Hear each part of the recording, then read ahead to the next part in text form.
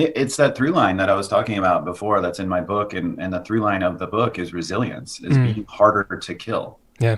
And you do that by staying in that area of eustress where you're constantly challenging your body in a variety of ways, but not getting to the point of distress. It's kind of like the idea of in exercise physiology, the term overtraining. There's also another term, just under recovered. Yep. And so you have to look at it as like it's a series of stressors, but then recovery, stress, recovery, stress, recovery. And you don't want to overstress your body, but you have to find that Goldilocks zone that I was talking about. So that can happen with, with intermittent fasting and extended fasting. That can happen with the ketogenic diet and having metabolic flexibility. That can happen with, like you said, the cold plunges and the hot saunas, and it can happen with breath work, holotropic, Wim Hof, whatever. Like all this stuff is a stressor, but a good stress when done in the right amount, in the right way. And, that's you're doing it. So you're doing the sleep routine is critical too. Yep. Having circadian rhythm alignment.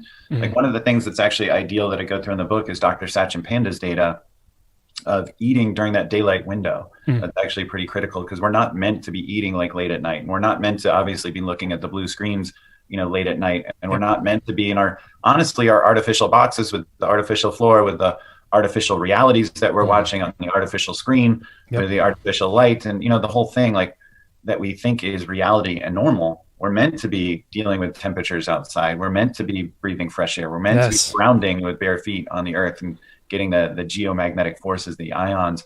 We're meant to be in that circadian rhythm, the sleep-wake cycle of daylight and then night.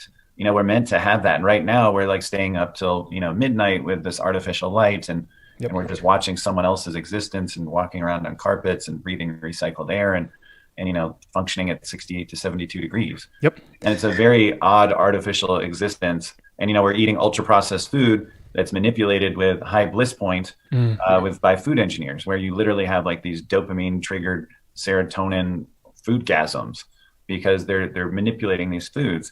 And that is highly atypical to the food that we used to eat. Yep. And then the food availability is so extreme now, like that we can eat all day long. And it used to be hard to find food, to get food, to hunt food, to prepare food, to grow food. All of that was difficult. We used to go days without eating. We didn't call it fasting back then. We called it starving. Yep. Like all of this was harder before. We were much more resilient before than we are now. We're becoming very easy to kill. Yeah.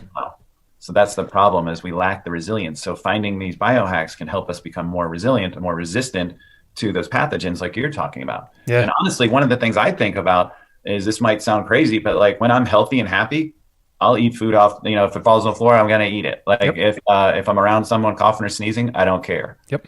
My immune system needs to go to the gym. My immune system needs that workout that little kids tend to have, that dogs have, that, people in other countries have, but we no longer have because we're trying to make everything sterile and we're scared of pathogens, and we have fear, which makes our immune systems even lower. Yep. And then, with all the sterilization and all the antivirals and, all this stuff, our immune system sucks. Yeah.